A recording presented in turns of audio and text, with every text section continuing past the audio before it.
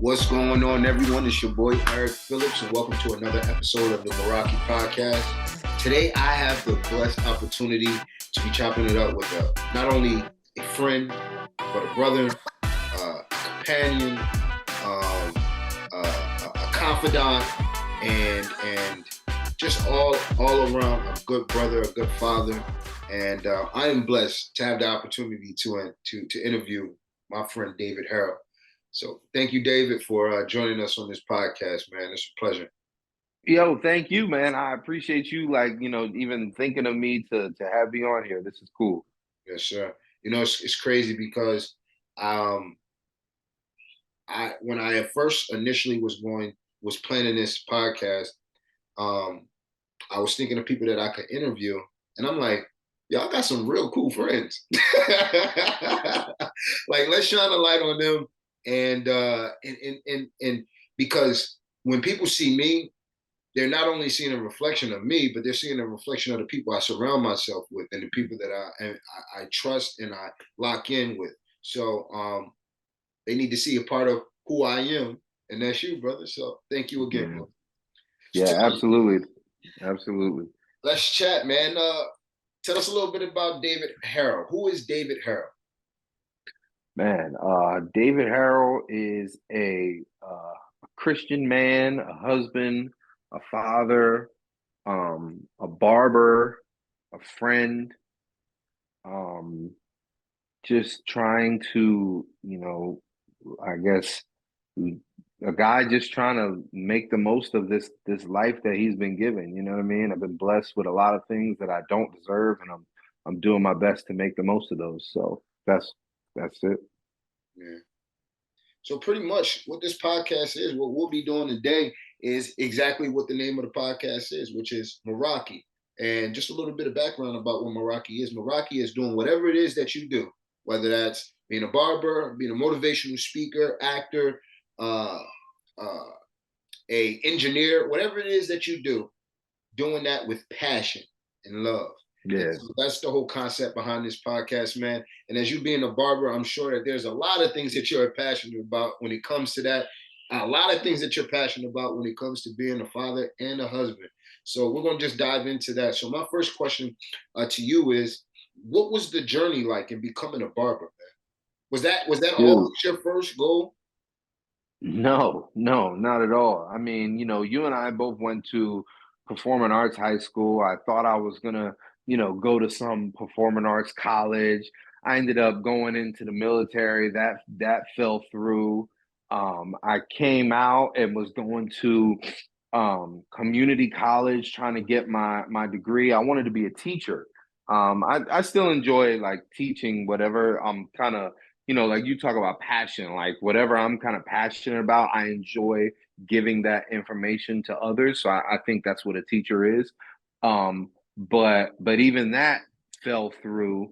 And eventually I just kind of realized like, okay, I need to do something that is going to allow me to kind of, you know, kind of start my life. I felt like I was just stuck in a rut, just trying to get a job. And oh, here I'm making $8 an hour. Let me get the next job that has me making $9 an hour. It's and that's not to throw shade at anybody who's I don't even think places pay eight or $9 an hour anymore.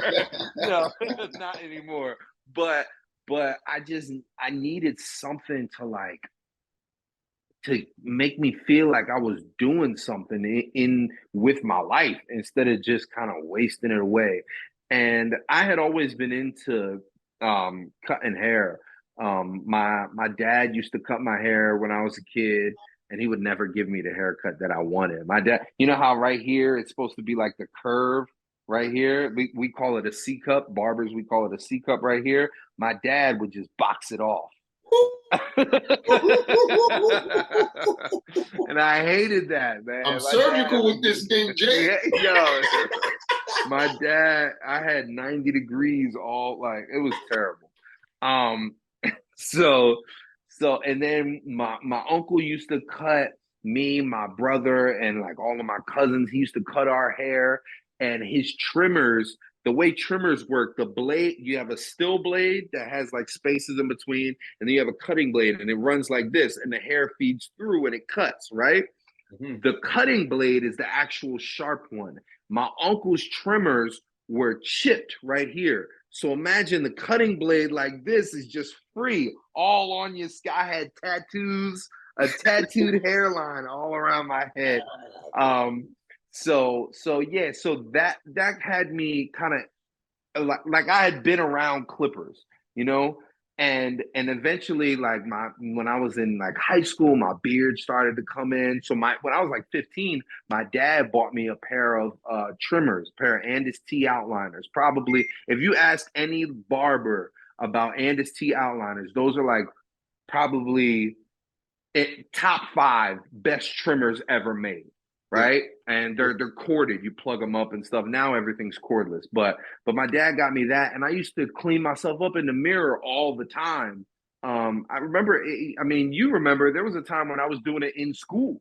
Yeah. Um, so I just kind of I was at this point where I just needed something to do with my life, and I kind of fell back on that. Actually, if do you mind if I give the whole story? By all means, yes, sir.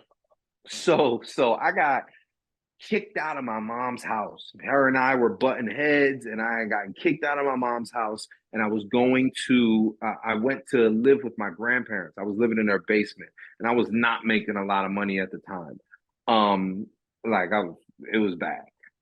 So I was trying to learn on YouTube how to fade my own beard in because my beard was starting to look crazy or whatever. I was trying to learn on YouTube.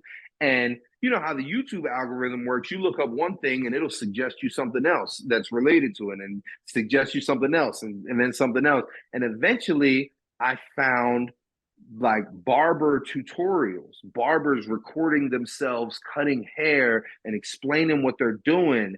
And I just got lost in that. It was like a black hole of barber tutorials. Like just constantly I would fall asleep watching these videos. And there was this guy, his name is Chris Basio, and he has a very popular YouTube channel. And he owns like he at the time he owned like 5 or 6 barber shops, and he would always talk about his process cutting hair and stuff, but he would always kind of give you a look into the kind of barber life, the thing like what happens when you're not actually behind the chair cutting. He would talk about his family and how barbering has given him the freedom to do things with his family, but also provide a living, that he's not, under somebody's thumb at work. Like he gets to make his own schedule, stuff like that. And that was very appealing to me. So that's really how I started. And then I think maybe like 6 months later, I enrolled in barber school. And somebody's at the door. I think like 6 months later, I enrolled in barber school, and that was it, man. You mentioned something. You mentioned two things actually. The military. What was the military experience like? Yo, I'll be honest with you, man. Like, and I guess this is your podcast, so I'm gonna be real. Um, that is probably one of the most painful areas of my life still to this day. Like that particular, like that was like that season of your life was one of the more. No, no. When it ended, Okay, okay, when it ended, okay. probably one of the biggest like hurts that I still hold in here, because I think it was just I let myself down, and I felt like this was gonna be the thing that was gonna you know like help me move forward in life, and be like a productive man and all that stuff. And when it ended, it was like like I felt like my heart got ripped out, dude. I mean, so what happened was, and this is maybe if somebody's listening, hopefully they can learn from my mistake. But what happens is when you go to enlist in the military, right? You have a recruiter, and that person is supposed to get you all the tests that you need and everything, and then get you into the military. I had to lose a bunch of weight. I lost like 40 pounds to get into the military. I remember that. And the recruiter, they the thing that recruiters say is when you answer all these questions, right? How, have you ever done this? Have you ever drank alcohol? Have you ever blah, blah, blah, blah, blah? Like you answer all of these questions. The recruiter will say, no stands for new opportunities, right? And yes stands for your enlistment stops. So when you answer yes to these questions, it's going to kill the whole thing, right? So, so I said no. Have you ever smoked weed or whatever? I said no, right? Now, when you go into the military, their whole thing, especially through basic training, is they break you down and then they build you back up in the way they want you to be, right? And um, I took I feel like I really took that whole transformation process to heart. You know what I mean? Like when I was in basic training, yeah, it was hard and stuff like that. And you waking up early and going for a run and everything like that. But I loved it at the same time. Like I really enjoyed being there. It was cool. Um, and the one of the core values, the first core value of the Air Force is integrity first, meaning like doing the right thing even when no one is looking, right? So I graduate from basic training. After basic training, you go to what they call tech school, where you basically learn the job that you'll be doing. Right? It's almost like college, pretty much. And you're like a trade school or something like that, and you're learning the job. The job that I was supposed to have, I was supposed to be what's called a crew chief on a B-2 bomber. Right? Crew chief basically makes sure that crew chief is like the last person to inspect the plane before that joker goes to fly, right? Yeah, a So very they essential part of the process. very essential, right? And the B-2 is the plane that the military uses to transport nukes, like nuclear bombs, right? So there's a special like security clearance and stuff that you have to get in order to do that. Well, when it's time to do that, when it's time to get that security clearance, they start asking you all those same questions again, right? And I, I mean, I guess it was stupid. I don't think it was stupid. I really believe I was trying to do the right thing. But they said like, hey, if this security stuff is serious. Like, if you lie on this, like, you can go to military prison, which is Leavenworth. It's no freaking joke, right? So I was like, all right, well, I'll tell the truth. I'm here now. Like, I'll tell the truth. Have you ever? And the question was, have you ever smoked weed? And I said, yeah. And so I'm thinking everything's good. I graduate tech school, top of my class. Like I had like a 94 in the class, I had the best grade in the class. I was ready, right? And and then come to find out, like a couple weeks later, everybody's getting their orders to leave, and this person's getting orders to leave, and this person's going here, and this person's going to Florida, this person's going to Minnesota, whatever. And I'm not getting my orders. And then I got a letter saying that, or no, it was I had a meeting with one of the military officers or whatever, saying that, yeah, you said yes here, but you said no here. So you lied on your enlistment form. um basically you have to leave. And that killed me. Like my dad knew somebody who was like a military lawyer, right? Like high up ranking, and he took my case pro bono, which means like for free. And that he was trying to get me to, get them to keep me in the military. And I'd never had any other infractions or nothing like that prior. This was the only thing. And they couldn't do it. They kicked me out, you know. And that it hurt, you know what I mean? It really hurt. I felt like a failure coming home, and it was terrible. But I think, when you look back, hindsight is 2020. When I look back, I was like, man, like that was probably the best thing that could have happened to me. One, because the state that our country is in right now is jacked up. But two, I wouldn't have the life that I have now. I wouldn't have the family that I have now. I wouldn't. Who knows if I'd have Jesus? Like I wouldn't have the career that I have now. So it all works out in the end. But that is still something that I have to like deal with. It's like, man, like what I could have done that. You know what I mean? Yeah. So The what if is what bothers you. yeah, the what if is really what bothers me. Yeah. This isn't a I won't put it I won't solely label this as a Christian based podcast, but we can't Hmm. help but to talk about Jesus when we on here, right? Yeah. And so what I see and what I hear is that you did very well, even in the class. You graduated at the top of your class when it came to the tech aspect of it, like learning your job. But I don't think that that's what God really had for you. Like, I think He wanted you to get something out of it. I don't think He would have brought you to that if He didn't want you to get Yeah, something, I agree. right? And I remember you prior to going to training, and then I also remember how you was when you came back, man. And you came back a totally, completely different dude. Like I remember Yeah. when you came back, we had conversations about finances and how you switched and had a change of mind and how you looked at your finances, how you took care of you, how you stewarded your finances, the discipline that you had.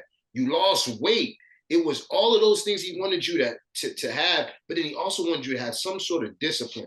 But this is how good God is. He'll let you do all of that.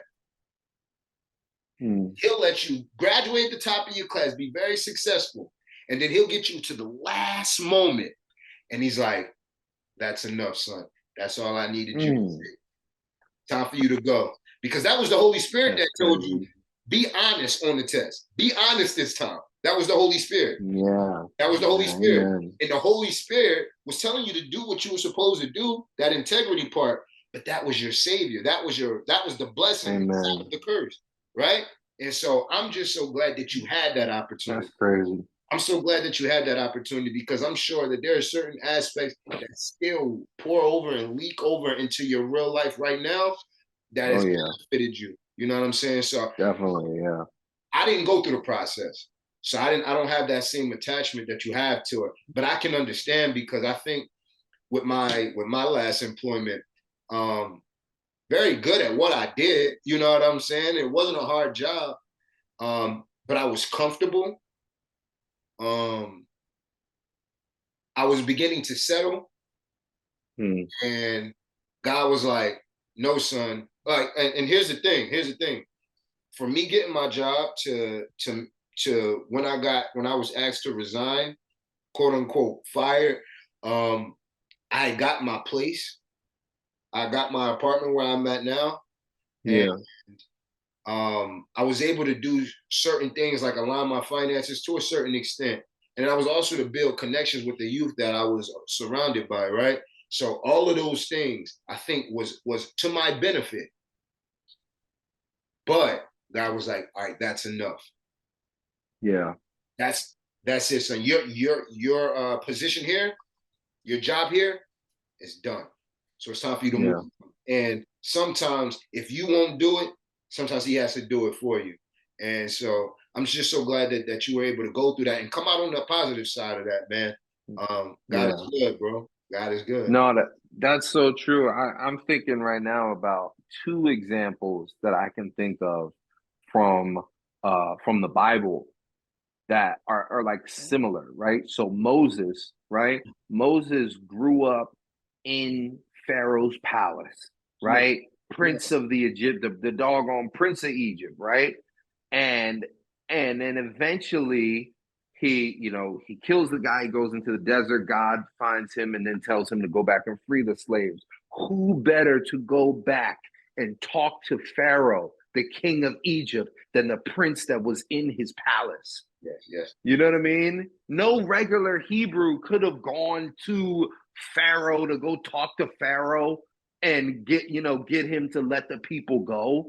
No, it had to have been the prince that had grown up there, that knew Egyptian customs, that had been in there, Yeah. that, and now he's set up for his purpose. I'm also thinking about the Apostle Paul, right?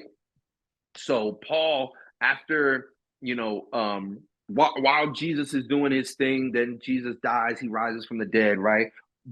During that time, Paul is a Pharisee, and he studied under this very Pharisees are like the religious leaders. So think about like almost like the Pope and all the different cardinals and bishops that are under the Pope, right?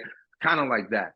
And Paul studied under this very famous Pharisee named Gamaliel, and he knew like the scriptures like the back of his hand, the Old Testament, all of that. He knew it. He knew all the theology to go with it. Like even in the scriptures, he says that he excelled above all of his peers, that he was a Pharisee of Pharisees. Like he was the guy when it comes to the Old Testament. And then Jesus knocks him off his horse one day and says, "Now you're my guy." But who better to now write the majority of the New Testament to go explain what all the stuff in the Old Testament, how it relates to Jesus, to go explain that to Gentiles who don't have no knowledge of the Old Testament, right? Who better to explain that to them than the guy who was the Pharisee of Pharisees, the one who studied under Gamaliel, who knew all of this stuff, and now the Lord can take it and put it to use for his kingdom. You know what I mean? Yeah. Like God really directs the way our lives are supposed to go in a way that we don't see until we look back. You Yeah. know what I mean? It's always the hindsight, because when we're in the moment, we're like, "Oh my God, this is the best moment, or this is the worst moment." And Yeah. it's not until we look back and we be like, "That's what God was doing." I mean, because then it all makes sense. But he always gives you or shows you a glimpse of what it is that your future is going to look like. Like for instance, I am going to continue to believe this until the end of the day. Um, I do deliveries. I drop off um, groceries or packages from like Walmart, ShopRite to different guests, to different clients, and I go and I drop it off. And most of the time, I'm always driving through neighborhoods where there's beautiful neighborhoods with nice houses and different things like that. And I'm just like, why? Like, you asked me to come, like my job asks me to come like 30 minutes outside of the city where we have Walmarts and ShopRites right in this area. Yeah. Y'all, like I always have to go up the way. And so I'm just like, yo, you're positioning me to see these houses, to see these homes. And I honestly believe, because it's like, I want to show you what I have for you if you stay obedient, if you stay on course, Yeah. if you like, even being in the rooms with certain people. Like I remember before I became like become comfortable with calling myself a speaker or motivational speaker, I would just sit around them. And I was just doing the videography work. They just wanted me there for the videography work. But I'm like, God, why are you positioning around them though? Yeah. What's the reason? And towards the end of 2023, I was like, I said to LA, I said, you know what? I think I'm going to take this journey, because I had already been let go from my job. So I'm like, I think this is where I'm supposed to be right now. And whereas um, I'm just beginning, I feel the fulfillment in what it is that I do already. You know what I mean? Mm. So I know that this is where I'm supposed to be, and I know that He gives you signs on that, and I'm just grateful for that. But let's get back to this interview, man. You also mentioned something else about getting into barber, to becoming a barber. Was entrepreneurship something that you always knew that you wanted to do, or was it something that kind of fell upon you? No, no. I mean, even now, truthfully, I'll be honest with you. Even now, I don't consider myself an entrepreneur. Okay. Um, an entrepreneur is someone who starts businesses, Mm-hmm. right? As a barber, you're not starting your own business, because a business is something that makes money when you're not there. If I'm not there, there's no bread. So I would you could say self-employed. I think, but also entrepreneur. I think it's very easy for a self-employed barber to make that jump to entrepreneurship in opening up barber shops or maybe even a school one day, which is where I think I would like to do. But yeah, so I think yeah, being I don't know, I never really thought about being an entrepreneur. I thought about I need to um be able to support myself and provide for myself. I need to be able to get out of my mom's house, you know what I mean? And then I meet this woman who has these two kids. Okay, now I need to be able to provide for these two kids. Oh, we just had a kid. Okay, I need to be Oh, able to not too provide much. for Not too much. Not too much. so It's okay. sorry, my bad. But yeah, so I it was more about like, you know, wanting, I'm passionate about cutting hair. Like I knew that I really wanted to go to barber school when I would be out and I would just look at people's hair. And people be like, why are you looking at me like that? I'm not looking them in the eye. I'm looking up here. You know what I'm saying? Yeah, yeah, yeah, yeah. And they're like, why are you looking at me? Why are you looking at my hair? Like, is something wrong with my hair? No, my bad. I was just looking. And Yeah. that's how I knew, okay, like I want to cut hair. I want to do hair. You know what I mean? So I think that was really it. Not so much entrepreneurship in the sense where I want to start businesses. Um, but I do think, God willing, that will be in the future. Okay. So Did you go to school for this? to cut hair, Yeah. yeah. So I went to school.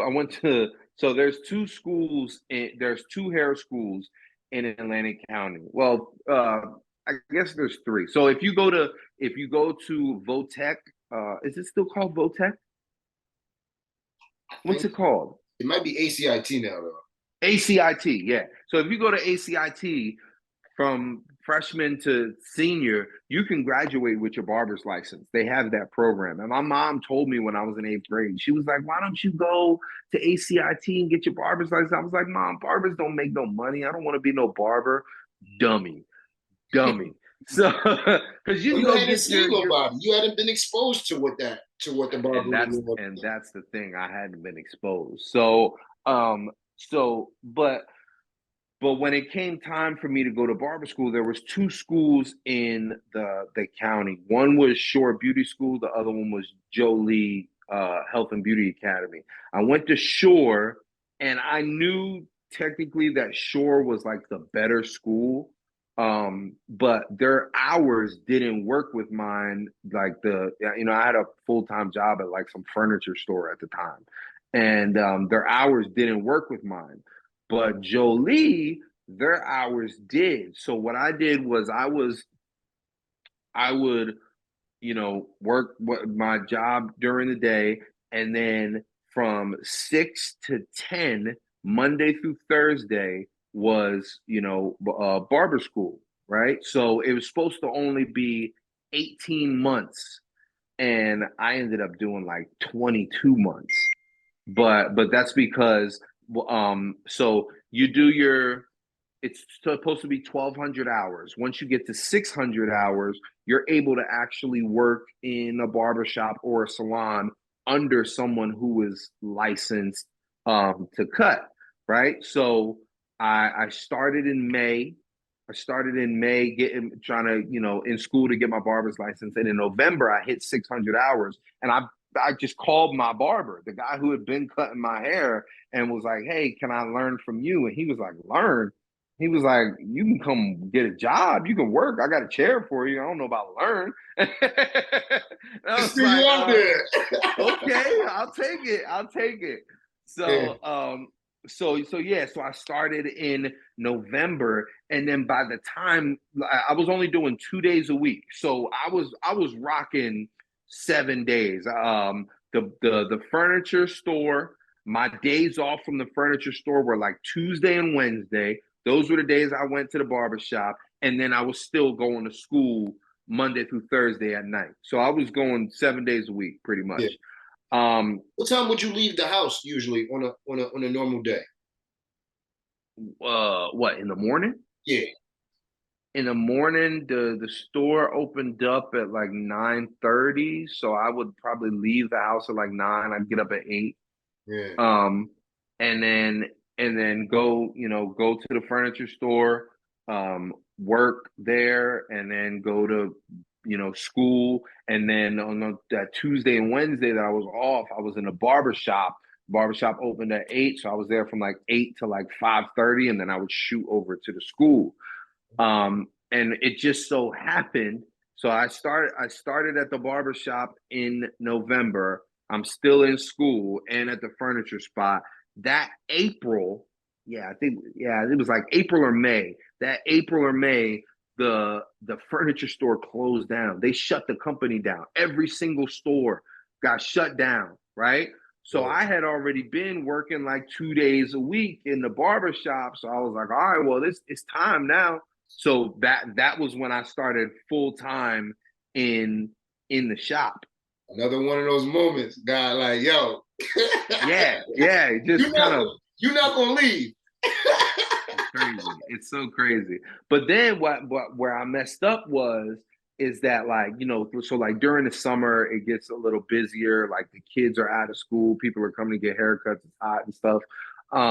So I, instead of staying disciplined in school, I was like, yo, I'm making some money in the barber shop. So I would skip classes and not go to class because, oh, we busy. There's a bunch of walk-ins coming in. I'm not about to leave at 5:30 and go to school. So, and I ended up, instead of doing being in class for 18 months, I was in class for like 22 months. Right. So yeah, but yeah, It's so that's how it important, man. happened. I think it's so important that you mentioned that part, um, because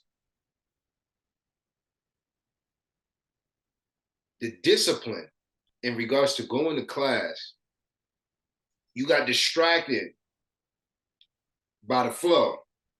Out of bread.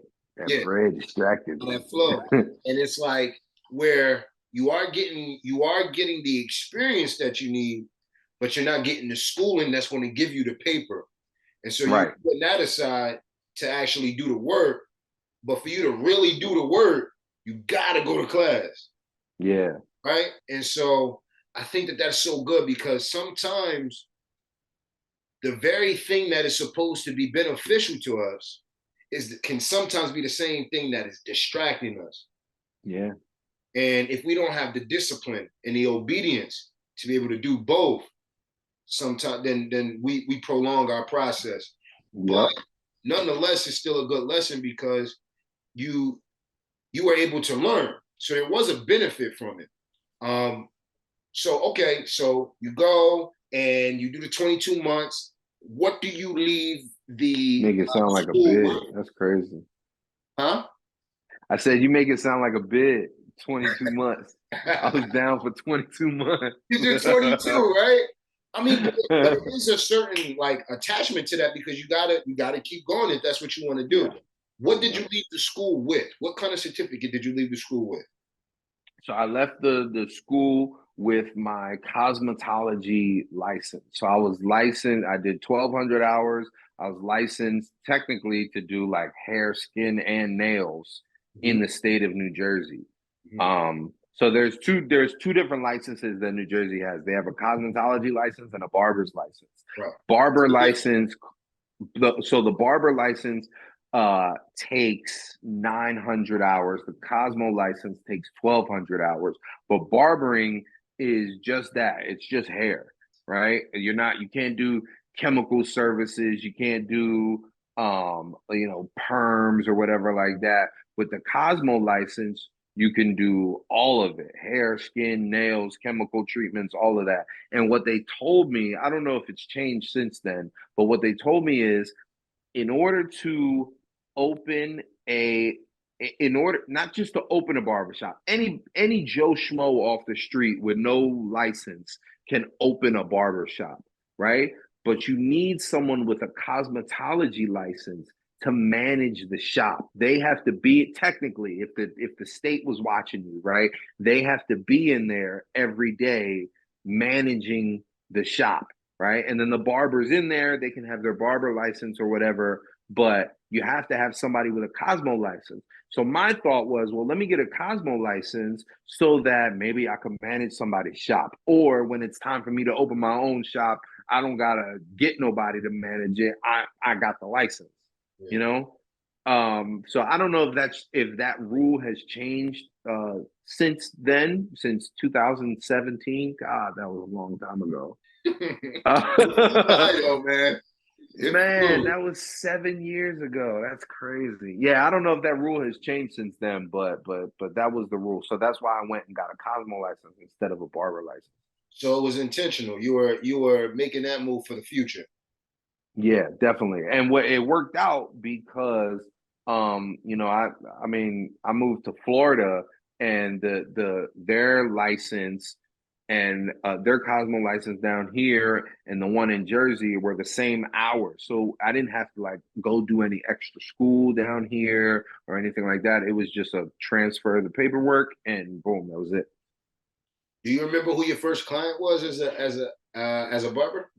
Yeah, I remember. It was you. It was you. I remember I used to cut your hair in my mom's kitchen, Yes. hair all over the place. She would be mad, but I remember cut. I was, it's funny. I was showing somebody the other day a picture of like the first time I did a skin fade on you, Mm. and oh my God, it looked rough. I remember we put a little part in there. Do you remember the part? Yeah, We was right yeah, out in front of JJ's diner. We had yeah, yep. finished eating. I had some grub. I'll send you the picture. I don't know if you can like paste it in right I'll, here, I'll but definitely post it up. Yes, sir. yeah, I'll send you the picture. But oh man, Yeah. it was crazy. Dude, It you was used to crazy. come. You used to come to my house sometimes, make house calls, cut my hair up in the room. In the dark, I In remember I the cut dark. it because yeah, it was dark. I remember I cut Diggy's hair in the dark, like, and I'm sitting there looking and trying to. Oh man, it was crazy. Yo. Sir, Now I then, can't cut hair in the dark. I got two lights that sit right here, you know what I'm right on it. saying? You know what I'm saying? But look at the evolution, man. It's really, that is the beauty of having dope friends such as yourself. Man, it's like it's a beautiful thing to see somebody go from like ground zero to hero, dude. Like, Yeah, like it is beautiful. And like I remember, like I was sitting in my mom's like chair that didn't rotate, so I would have to get up out the chair, rotate the yeah, chair, right, so that yep, we can reposition ourselves so that I can be in the light. And I remember all of that, and I was so happy. Well, one, because it was a free cut, but then pre-cut. two, my boy was cutting my hair. Like I had always had like older gentlemen cut my hair. I had to like learn them and like get to like build up that bond where it was like, yo, I'm coming to my man's. Ain't no if I'm going to invest my money and put my money somewhere, it's gonna be with my man's. It's gonna be with Yeah, my guy. And so I remember that journey, man, and it's so beautiful to see you where you are now, man. It's truly an honor, thank you. you know. Yeah, thank you, man. So let's talk about transitioning from Jersey to Tampa. Before you left Tampa, though, a lot of things happened prior to this. You met an amazing, beautiful spirit, two amazing little munchkins, Yeah, and you made a family out of that. Let's talk about that. Let's talk about that journey. How did you meet? man.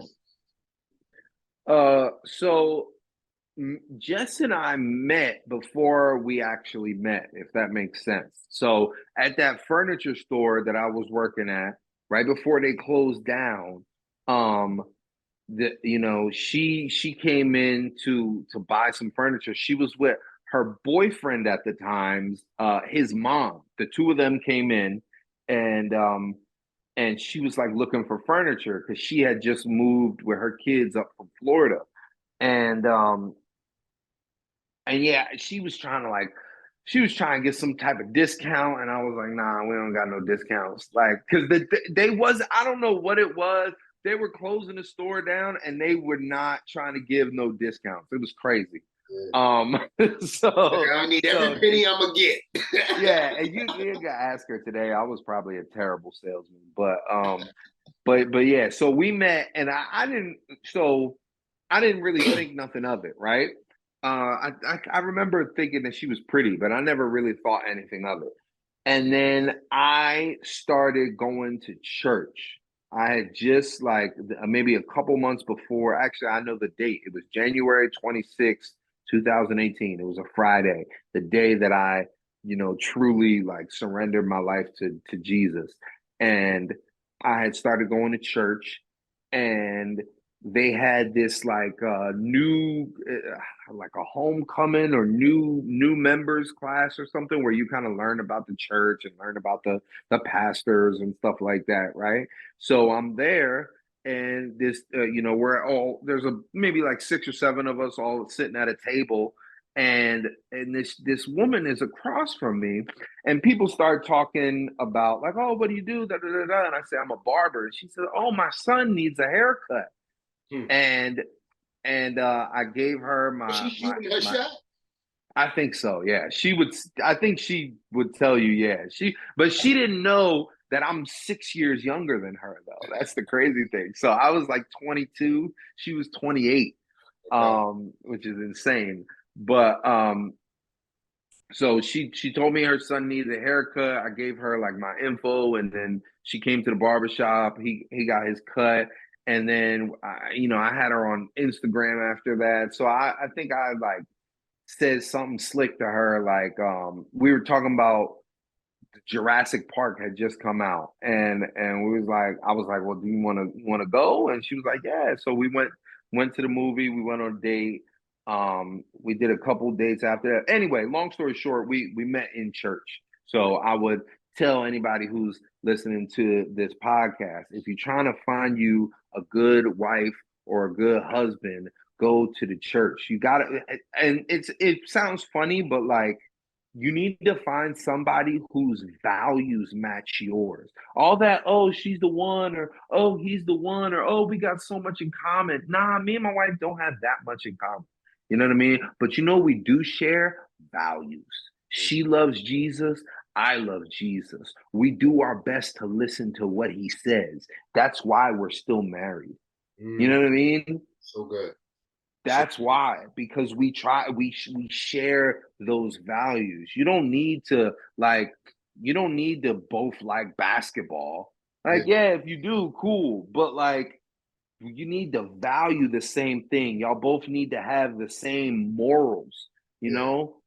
And I think that's how you find somebody. So yeah, we we hung out a couple times, and we just kind of clicked. Me and the kids like just kind of clicked, and things just kind of fell into place, man. Like I didn't really do a whole lot of planning, and that wasn't my plan at all. My plan was, oh, I'm gonna work as a barber, and I'm gonna just grind and grind and grind until I'm like 30, and then I'll meet somebody, we'll get married and have some kids. And God was like, no, next month you're gonna meet her.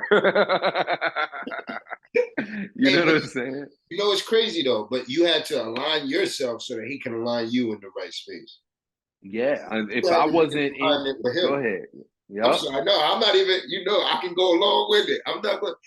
But you were in line with him, and so with him, with you being in line with him, he aligned you with what he had for you. But you had to Yeah, first seek him first, the kingdom of God. and all these things, man. Hey, All I these learned this from things, you, right? all these things will be added to you. Amen. Yes, That's sir. good.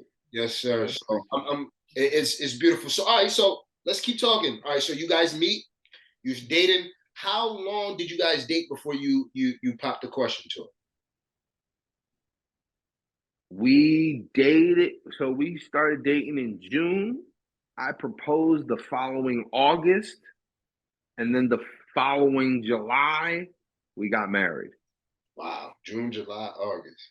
Yeah, so we dated for about a year, then we were engaged for about a year, and then we got married.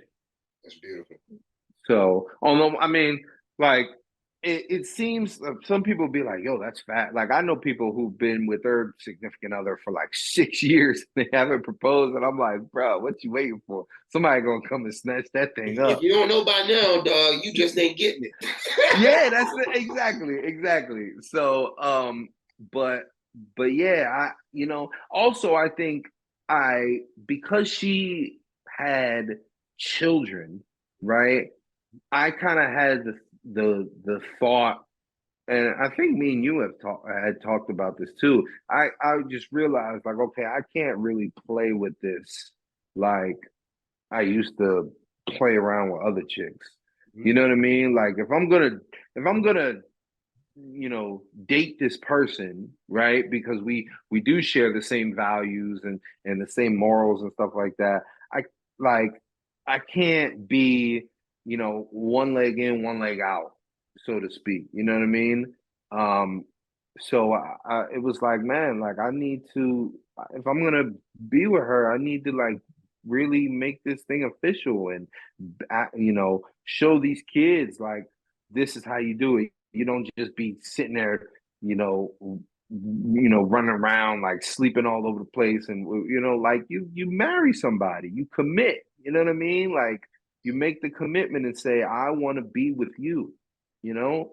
Yeah, So I think that having them was a big part of what made me take it so serious because it is serious. It's not just me and her. There's two other lives that are involved in this. You know what I mean? yep, So yeah. I think that was a huge reason why my mom didn't bring like if she was dating, she didn't bring guys around because it's like, nah, that's too like unless you're gonna be serious, that ain't what it is. And I think that that's a very sound decision too because kids are very impressionable. And I yeah, remember the two Munchkins and how old they were, and that's a they were very young. impressionable age. You know what I'm saying? Yeah, So I think Junior was like 2 years old. Sophie was 5. yeah, You know? yeah, those they looking up to you like what we about to do. You know what I'm saying? Yeah, What we like doing? what's up? You gonna be my daddy? You gonna be Like, nah, no, okay, come no, on. no cap. Come here. you know? Yeah, man, And it's it's so cool. It's like beautiful. the greatest blessing of my life, truthfully, man. Those kids have blessed me in ways that I can't even imagine. Yeah, So the best decision I ever made. Besides choosing Jesus, choosing Jessica was the best decision I ever made. that part.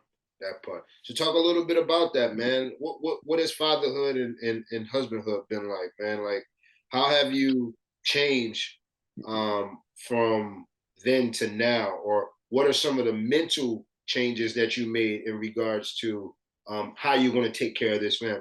What's been some of um, those important pillars in your marriage and in your fatherhood that you try to make sure that you stay focused on.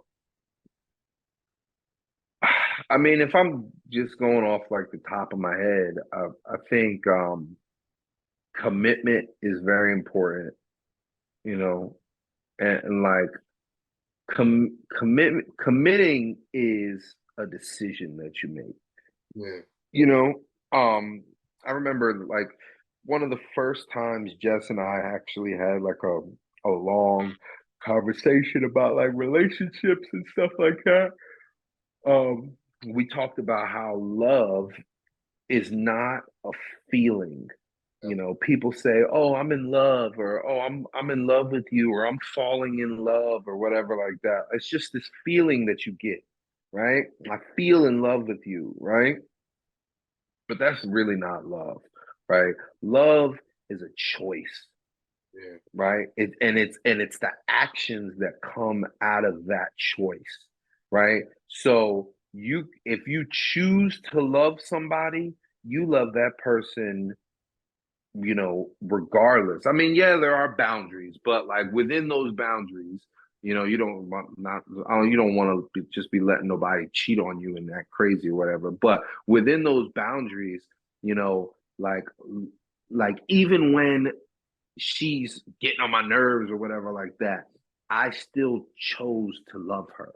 You know what I mean? It wasn't like, oh, she's the one and no, I chose. She's the one because I chose her. You know what I mean? And I have to continue every day when I wake up, I have to continue to choose her, you know?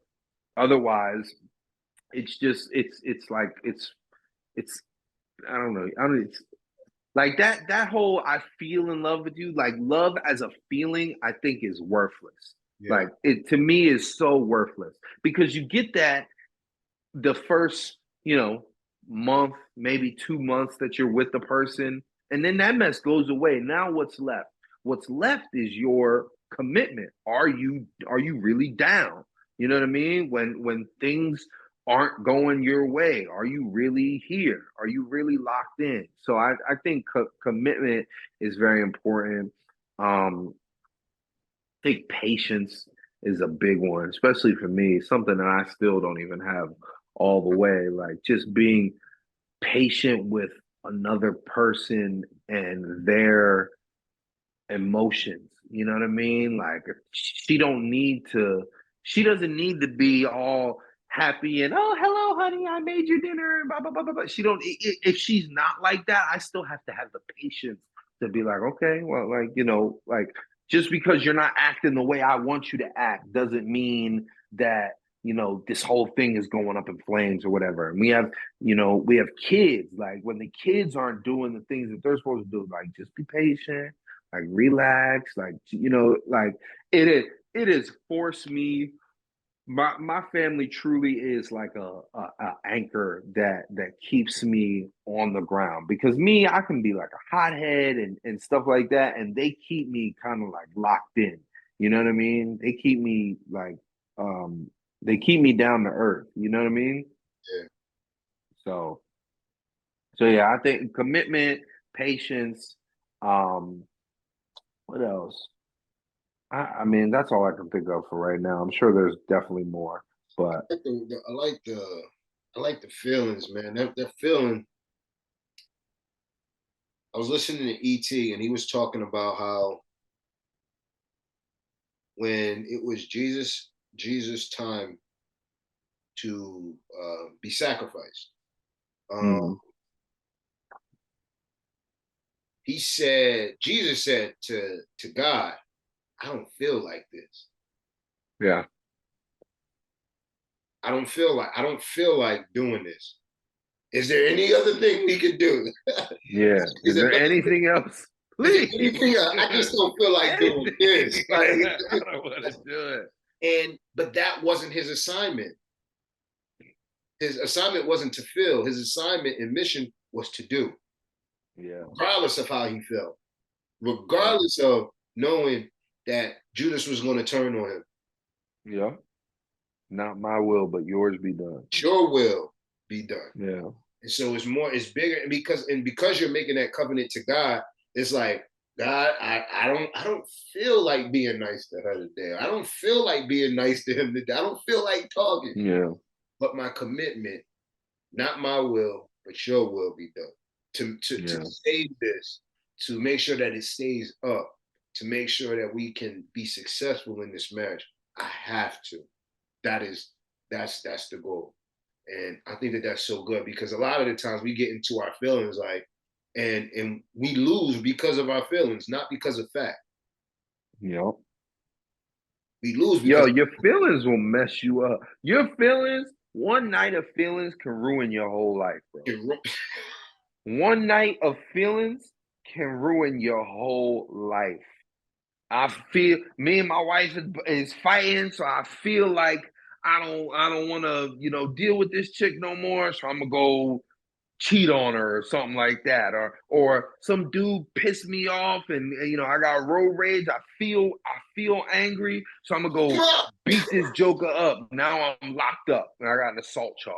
You know what I mean? my Your feelings. feelings will mess you up, bro. Feelings. Yeah. Your Feelings. feelings will Feelings.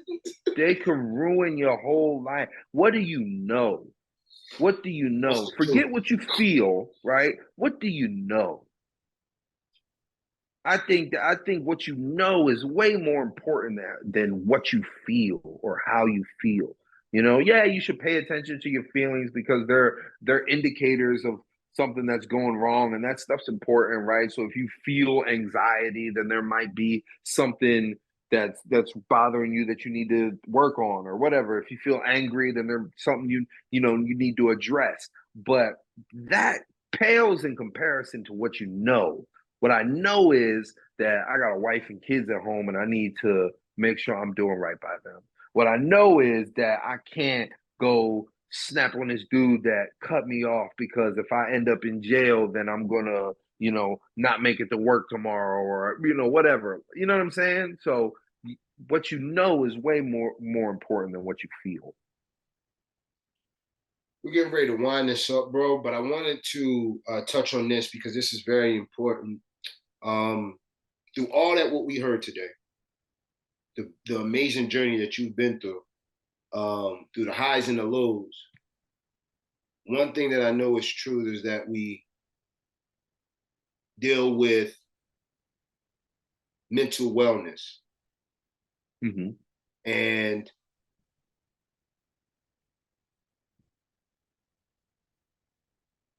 mental wellness plays a huge part in what decisions we make, how we make them, and how we come on the other side of that, on the other side of what may be going on.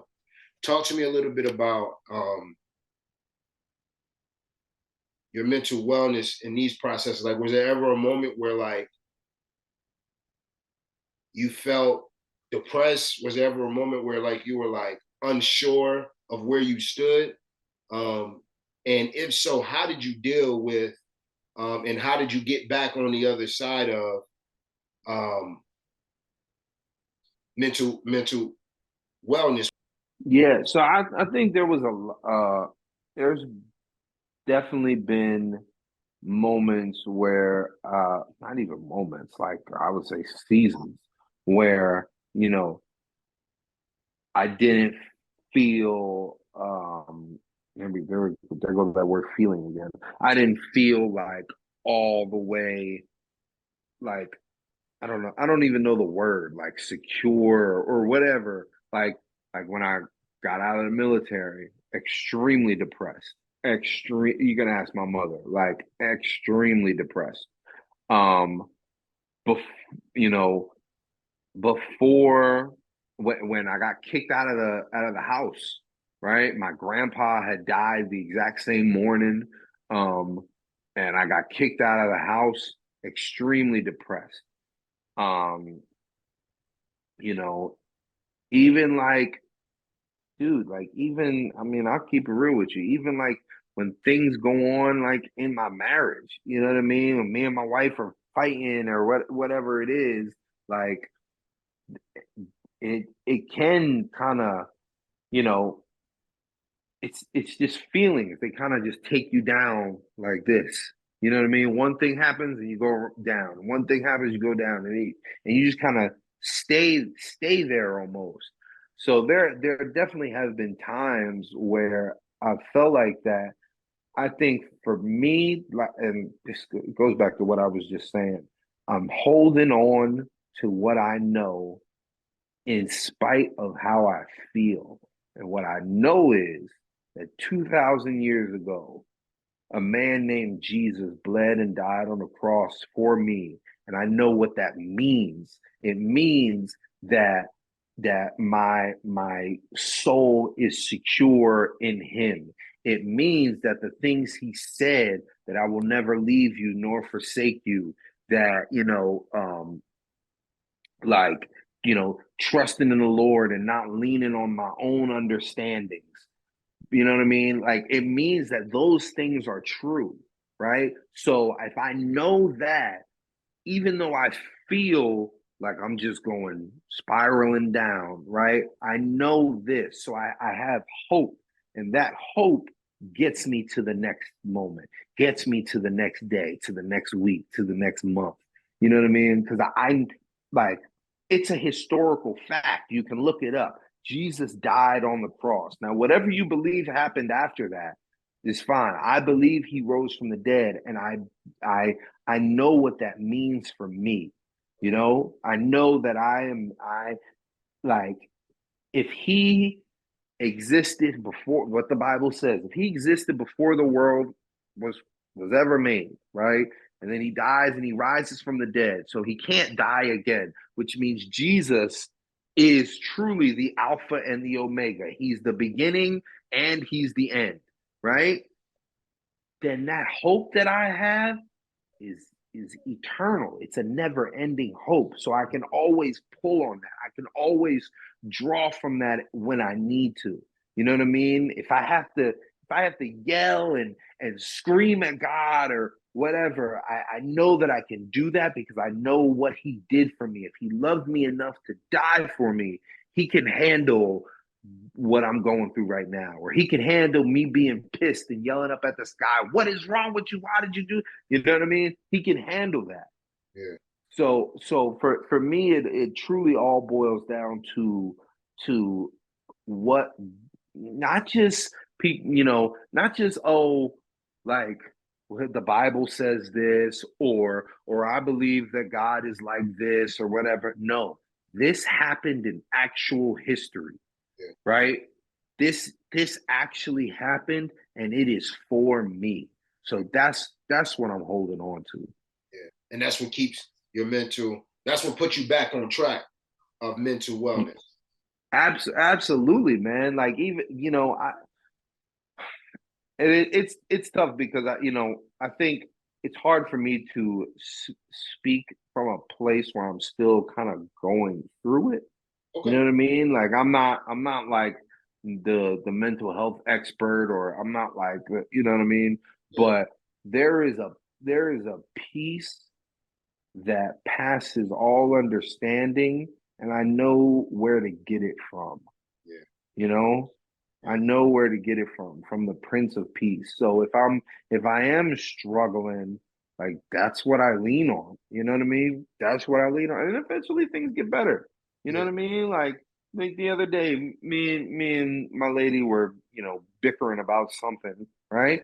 So, and I was feeling down in the dumps about it. You know what I mean? Because as a man, like, your family, your wife and your kids, they're the reason that you do all the things that you do. You know what I mean? If it wasn't for them, like, I don't know what I would be doing.